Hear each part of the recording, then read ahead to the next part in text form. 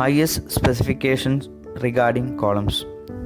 ഇപ്പോൾ കോളുമായിട്ട് ബന്ധപ്പെട്ടിട്ട് കോളത്തിൻ്റെ ഡിസൈനുമായിട്ട് ബന്ധപ്പെട്ടിട്ട് പ്രൊവൈഡ് ചെയ്യേണ്ട കാര്യങ്ങൾ കോഡ് എന്താ പറയുന്നത് എന്നുള്ളത് നമുക്ക് നോക്കാം. ഓക്കെ, അപ്പോൾ ഇത് പ്രകാരമാണ് നമ്മൾ ഡിസൈൻ ചെയ്യുക. അപ്പോൾ ഫസ്റ്റ് വൺ അതിൻ്റെ കവർ. ഓക്കെ, പേജ് നമ്പർ 46 കവറിനെ കുറിച്ച് പറഞ്ഞിരിക്കുന്നത്. അവിടെ പ്രൊവൈഡ് ചെയ്യേണ്ട കോളത്തിൽ പ്രൊവൈഡ് ചെയ്യേണ്ട മിനിമം കവർ എത്രയായിരിക്കണം എന്നുള്ള കാര്യമാണ് പറയാനായിട്ട് പോകുന്നത്. Okay, 26.4.2.1. However, for a longitudinal reinforcing bar in a column, nominal cover shall in any case not be less than 40 mm or less than the diameter of such bar. ഇപ്പോൾ കോളത്തിൽ നമ്മൾ provide ചെയ്യേണ്ട minimum nominal cover എന്ന് പറയുന്നത് ഒന്ന് 40 mm, രണ്ടാമത്തത് അവിടെ longitudinal ബാറായിട്ട് use ചെയ്യുന്ന ബാറിൻ്റെ ലോഞ്ചിറ്റ്യൂഡിനൽ ബാറായിട്ട് യൂസ് ചെയ്യുന്ന ബാറിൻ്റെ ഡയ. ഓക്കെ, അപ്പോൾ അത് രണ്ടും ചെക്ക് ചെയ്യുക. ഇതിലേതാണ് വലിയ വാല്യൂ? ഓക്കെ, ആ വാല്യൂവിനേക്കാളും നോമിനൽ കവർ കുറയാൻ പാടില്ല. ഓക്കെ, മിനിമം ആ കവർ ഉണ്ടായിരിക്കണം എന്നുള്ളതാണ്. ഒരു കാരണവശാലും 40 mm കവർ കുറയാൻ പാടില്ല. രണ്ടാമത്തത് അവിടെ ലോഞ്ചിറ്റ്യൂഡിനൽ ബാറായിട്ട് പ്രൊവൈഡ് ചെയ്തിട്ടുള്ള ബാറിൻ്റെ ഡയമീറ്ററിനേക്കാളും കുറയാൻ പാടില്ല. അപ്പോൾ ഇതിലേതാണോ വലിയ വാല്യൂ അതിനേക്കാളും കുറയാതെ നമ്മൾ എന്ത് ചെയ്യണം? നോമിനൽ കവർ പ്രൊവൈഡ് ചെയ്യണം എന്നുള്ളതാണ്. In the case of columns of minimum dimension of 200 mm or under whose reinforcing bar do not exceed 12 mm, a nominal cover of 25 mm may be used. അപ്പം minimum ഡയമെൻഷനുള്ള കോളാണെങ്കിൽ അതായത് 200 mm അതിൽ കുറവോ വരുന്ന ചെറിയ columns ആണെങ്കിൽ, minimum ഡയമെൻഷനുള്ള കോളാണെങ്കിൽ, അതുപോലെ തന്നെ അതിൽ പ്രൊവൈഡ് ചെയ്തിട്ടുള്ള റീഇൻഫോഴ്സിങ് ബാർ 12 mm കുറവാണെങ്കിൽ, അല്ലെങ്കിൽ 12 mm ആണ് യൂസ് ചെയ്തിട്ടുള്ളതെങ്കിൽ, 12 mm കൂടാതെയാണ് യൂസ് ചെയ്തിട്ടുള്ളതെങ്കിൽ ഒരു നോമിനൽ കവർ 25 mm നമുക്ക് പ്രൊവൈഡ് ചെയ്യാന്നുള്ളതാണ്. അവിടെ 25 മതി, 40 അവിടെ പ്രൊവൈഡ് ചെയ്യണമെന്നില്ല ഈ കേസാണെങ്കിൽ. അതായത് ഡയമെൻഷൻ 200 mm കൂടാത്ത രീതിയിൽ, അല്ലെങ്കിൽ മിനിമം ഡയമെൻഷൻ വരുന്ന കോളംസ് ആണെങ്കിൽ 200 mm or under, whose reinforcing bars do not exceed 12 mm, അതിൽ പ്രൊവൈഡ് ചെയ്തിട്ടുള്ള റീഇൻഫോഴ്സിംഗ് ബാർ 12 mm കൂടിയിട്ടില്ല എന്നുണ്ടെങ്കിൽ നമുക്ക് 25 പ്രൊവൈഡ് ചെയ്യാം. നോർമലി കോളത്തിൽ പ്രൊവൈഡ് ചെയ്യേണ്ട നോമിനൽ കവർ എന്ന് പറയുന്നത് 40 mm ആണ്. 40 mm, അല്ലെങ്കിൽ അവിടെ പ്രൊവൈഡ് ചെയ്തിട്ടുള്ള ബാറിൻ്റെ ബാറിൻ്റെ ഡയമീറ്ററിനേക്കാളും കൂടാൻ പാടില്ല എന്നുള്ളതാണ്. ഇപ്പോൾ നോർമലി നമ്മൾ 40 mm നമ്മൾ നോർമൽ കേസിൽ വരുന്നില്ല ഡയമീറ്റർ. അപ്പം ഓട്ടോമാറ്റിക്കലി നമ്മൾ പ്രൊവൈഡ് ചെയ്യേണ്ട നോമിനൽ കവർ എന്ന് പറയുന്നത് 40 തന്നെയാണ്. ഇപ്പോൾ 40 mm വലിയ ഡയമീറ്റർ യൂസ് ചെയ്യുന്ന കേസ് റെയറായിട്ടാണ് നമ്മളുടെ ഡിസൈൻ പ്രോബ്ലത്തിലൊക്കെ വരുന്നത്. അപ്പോൾ അതുകൊണ്ട് തന്നെ 40 mm ആണ് പ്രൊവൈഡ് ചെയ്യേണ്ട നോമിനൽ കവർ. ഈ കാര്യം മനസ്സിലാക്കി വെച്ചാൽ മതി. Second one, slenderness limit 25.2, effective length of compression members. In the absence of more exact analysis, the effective length L effective of columns may be obtained as described in Annex E. അപ്പം മുന്നമേ ഞാൻ പറഞ്ഞു, effective length ഇപ്പോൾ അൺസപ്പോർട്ട് length ആണ് നമുക്ക് available എങ്കിൽ effective length Annex E പ്രകാരം കണ്ടുപിടിക്കണം എന്നുള്ളതാണ്. 25.3, slenderness limits four columns.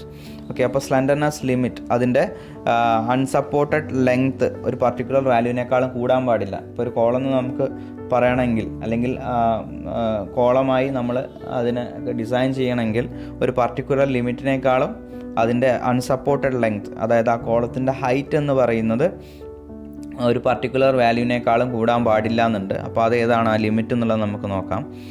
25.3.1, the unsupported length between end restraints shall not exceed 60 times the least lateral dimension of the column.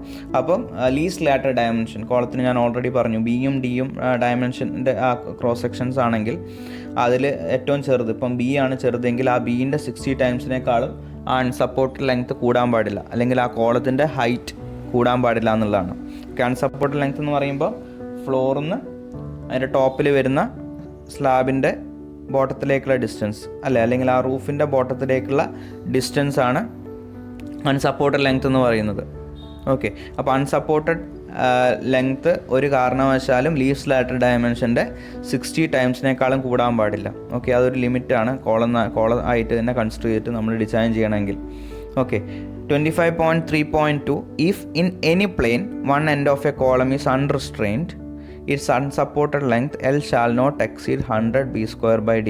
അപ്പോൾ നമ്മൾ ആദ്യം നോക്കിയെന്ന് പറയുന്നത് എൻഡ് റിസ്ട്രെയിൻസിൻ്റെ ഇടയ്ക്ക് വരുന്നതാണ്. എൻഡ് റിസ്ട്രെയിൻസ് എന്ന് പറയുമ്പോൾ റെസ്ട്രിക്റ്റഡ് ആണ്. എൻസ് മൂവ്മെൻറ്റ്സിൽ നിന്ന് റെസ്ട്രിക്റ്റഡ് ആണ്. അതായത് രണ്ട് എൻസും ഫിക്സ്ഡ് വരുമ്പോൾ ഉള്ള കേസാണ് ആദ്യത്തത് 25.3.1 പറഞ്ഞിരിക്കുന്നത്. രണ്ട് എൻഡും ഫിക്സ്ഡ് വരുന്ന സമയത്ത് ഒരു കാരണവശാലും ലീസ്റ്റ് ലാറ്റർ ഡയമെൻഷൻ്റെ 60 ടൈംസിനേക്കാളും അൺസപ്പോർട്ട് ലെങ്ത്ത് കൂടാൻ പാടില്ല.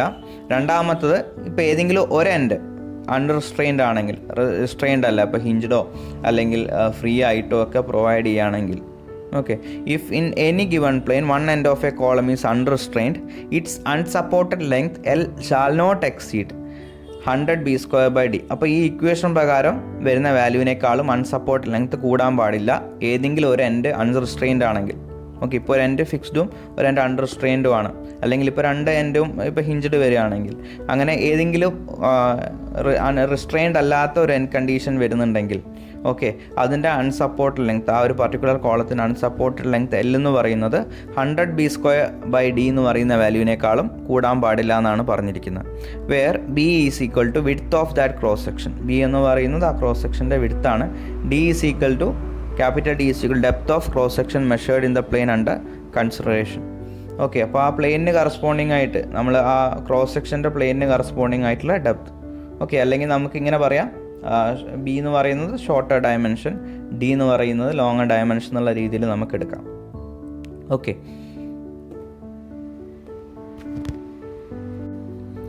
Third one, minimum eccentricity. അപ്പോൾ കോളത്തിൽ കൺസിഡർ ചെയ്യേണ്ട മിനിമം എക്സെൻട്രിസിറ്റി എത്രയാണെന്നുള്ളത് നമുക്ക് നോക്കാം. അപ്പം നമ്മൾ ഇതിൻ്റെ ടൈപ്സ് പഠിച്ച സമയത്ത് ആക്സിലി ലോഡഡ് കോളം അല്ലേ, അതായത് അതിൻ്റെ ആക്സിസിലൂടെ പാസ് ചെയ്യുന്ന അല്ലെങ്കിൽ സെൻട്രോയിഡിലൂടെ പാസ് ചെയ്യുന്ന ലോഡ് പാസ് ചെയ്യുന്ന അല്ലെങ്കിൽ ലോഡ് ആക്ട് ചെയ്യുന്ന കോളം എന്നുള്ള ഒരു ക്രൈറ്റീരിയ പഠിച്ചിരുന്നു. പിന്നെ എക്സെൻട്രിക് ലോഡഡ് കോളമാണ് പഠിച്ചിട്ടുണ്ടായിരുന്നത് അല്ലേ, ലോഡിൻ്റെ കേസിൽ ക്ലാസിഫൈ ചെയ്യുന്ന സമയത്ത്. അപ്പോൾ എക്സെൻട്രിക്കലി ആക്ട് ചെയ്യുന്നതിൽ രണ്ട് ആക്സിസിന് കറസ്പോണ്ടിങ് ആയിട്ട് ബൈ ആക്സിലും യൂണി ആക്സിലും അല്ലേ, യൂണി ആക്സിലിയും ആക്ട് ചെയ്യുന്ന കോളത്തിൻ്റെ കേസ് പഠിച്ചിരുന്നു. അപ്പോൾ ഇവിടെ പറയുന്നത് എല്ലാ കോളവും, അതായത് പെർഫെക്റ്റ്ലി ആക്സിയൽ എന്നുള്ള രീതിയിൽ, അതായത് സെൻട്രോയിഡിലൂടെ ലോഡ് ആക്ട് ചെയ്യുന്ന രീതിയിൽ ഒരു കോളവും ഇല്ല. എന്തായാലും ഒരു പർട്ടിക്കുലർ എക്സെൻട്രിസിറ്റി ഉണ്ടാവും എന്തായാലും ചെറിയ രീതിയിൽ. അപ്പോൾ ആ മിനിമം എക്സെൻട്രിസിറ്റി കൺസിഡർ ചെയ്തിട്ട് വേണം നമ്മൾ കോളം ഡിസൈൻ ചെയ്യാൻ എന്നുള്ളതാണ് പറഞ്ഞിരിക്കുന്നത്. അപ്പോൾ all columns shall be designed for minimum eccentricity equal to unsupported length of column by 500 plus lateral dimension by 30 subject to a minimum of 20 mm. അപ്പം ഇവിടെ ഏത് കോളം നമ്മൾ ഡിസൈൻ ചെയ്യുമ്പോഴും മിനിമം എക്സെൻട്രിസിറ്റിക്ക് കറസ്പോണ്ടിങ് ആയിട്ട് ഡിസൈൻ ചെയ്യണം. അപ്പോൾ മിനിമം എക്സെൻട്രിസിറ്റി എങ്ങനെയാണ് ഫൈൻഡ് ഔട്ട് ചെയ്യുക എന്ന് പറഞ്ഞു കഴിഞ്ഞാൽ L divided by 500 plus D or B divide by 30. അവിടെ ഡിയും അതുപോലെ ബിയും ആണ് സബ്സ്റ്റിറ്റ്യൂട്ട് ചെയ്യേണ്ടത്. ലാറ്ററൽ ഡയമെൻഷൻ എന്ന് പറയുമ്പോൾ ബി ബൈ ഡി ആണ്. അതിൻ്റെ ബി ഇപ്പം ലീസ്റ്റ് ലാറ്ററൽ ഡയമെൻഷൻ ആണെങ്കിൽ ഡി എന്ന് പറയുന്നത് അതിന് കറസ്പോണ്ടിങ് ആയിട്ട് ബിനേക്കാളും കുറച്ചും കൂടി വലിയ ലാറ്ററൽ ഡയമെൻഷൻ ആയിരിക്കും. അപ്പം ഇക്വേഷൻ എക്സെൻട്രിസിറ്റി ഇപ്പം ഡി എന്ന് പറയുന്ന സൈഡിന് കറസ്പോണ്ടിങ് ആയിട്ടുള്ള എക്സെൻട്രിസിറ്റിയാണ് ഫൈൻഡ് ഔട്ട് ചെയ്യുന്നതെങ്കിൽ L divided by 500 plus D divide by 30 ആയിരിക്കും.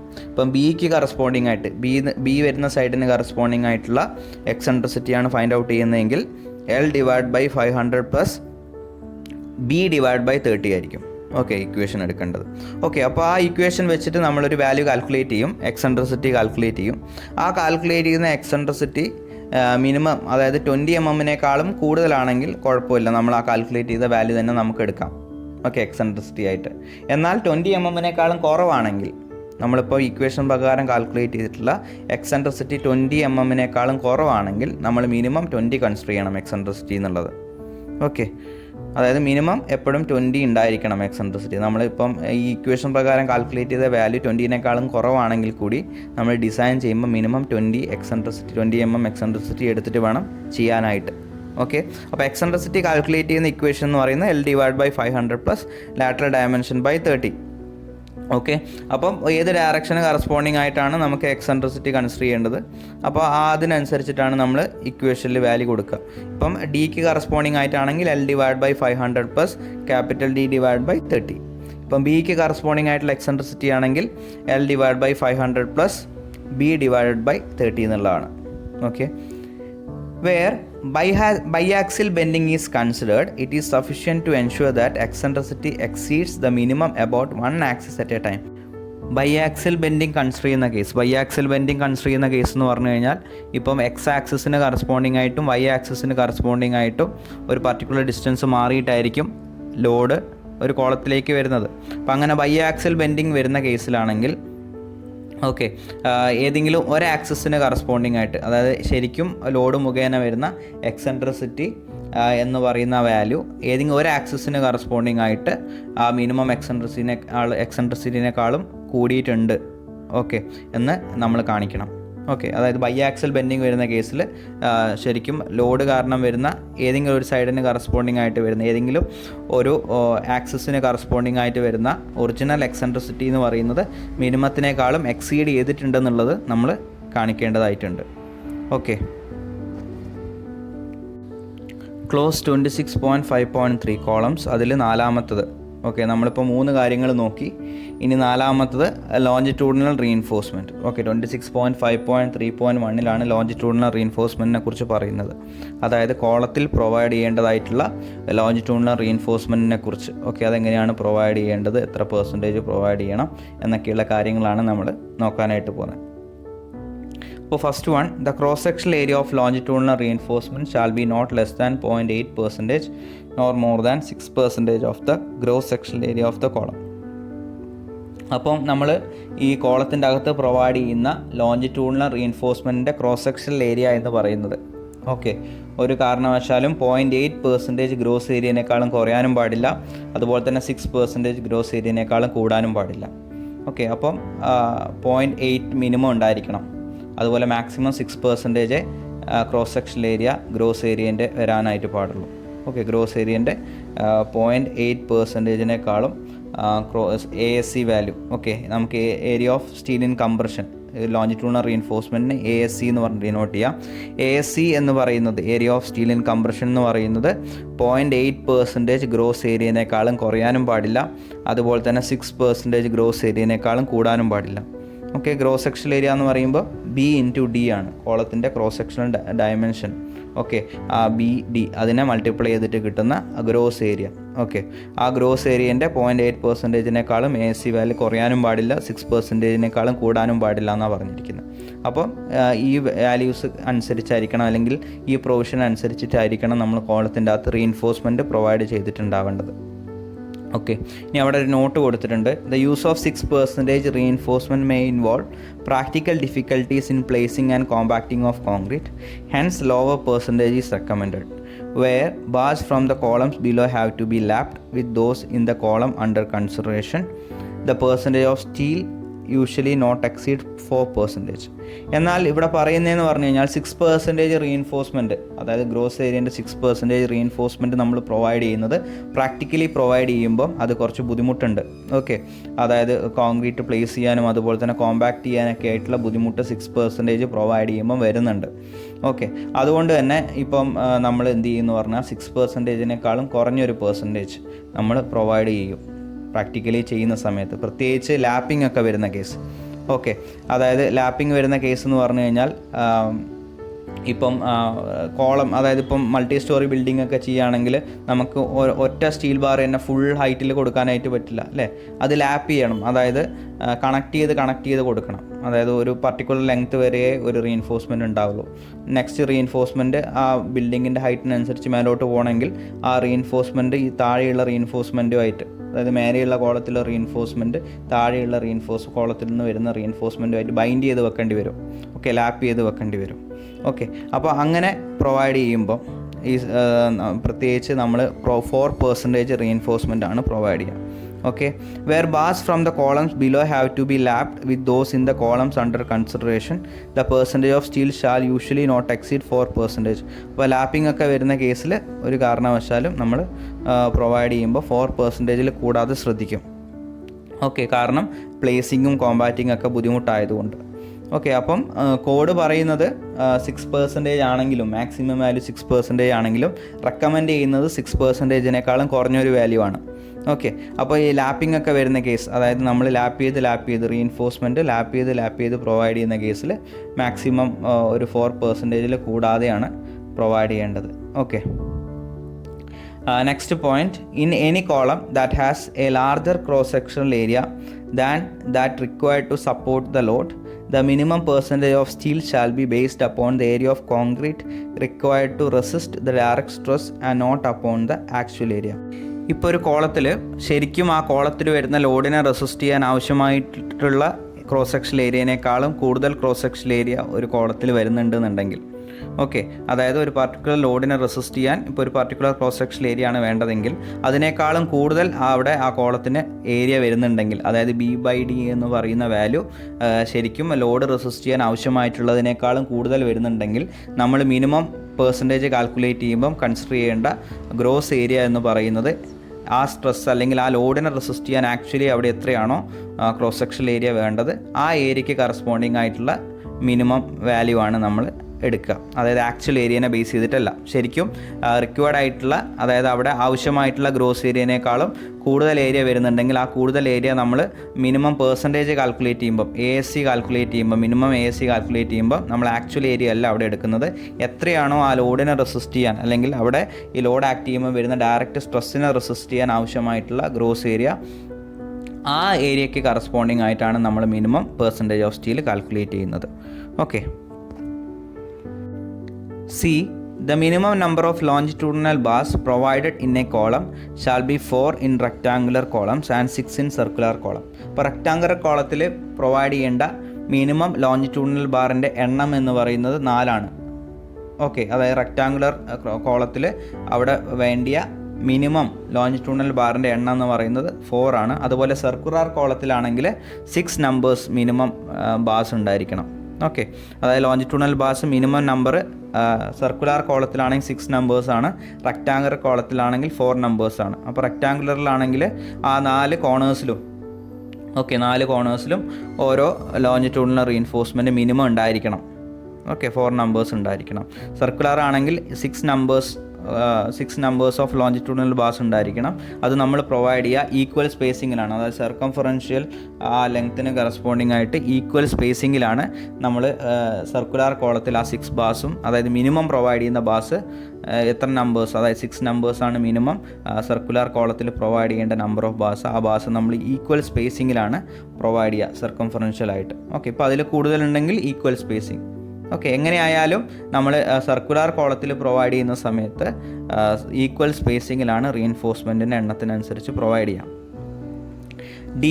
The bars shall not be less than 12 mm in diameter. അതുപോലെ കോളത്തിൽ നമ്മൾ പ്രൊവൈഡ് ചെയ്യുന്ന ലോഞ്ചിറ്റ്യൂഡിനൽ ബാറിൻ്റെ ഡയ 12 mm കുറയാൻ പാടില്ല, അതായത് മിനിമം 12 mm ഡയമീറ്റർ ഉണ്ടായിരിക്കണം. ഓക്കെ, ഒരു കോളത്തിൽ 10 mm ബാർ ഇട്ടിട്ട് ചെയ്യാൻ പാടില്ല. കോഡ് പറയുന്നത് അതാണ്, കോഡ് റെക്കമെൻഡേഷൻ പ്രകാരം 12 mm മിനിമം ഡയമീറ്റർ ഉണ്ടായിരിക്കണം കോളം ചെയ്യുന്നതിൽ.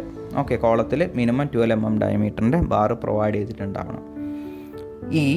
A reinforced concrete column having helical reinforcement shall have at least 6 bars of longitudinal reinforcement within the helical reinforcement.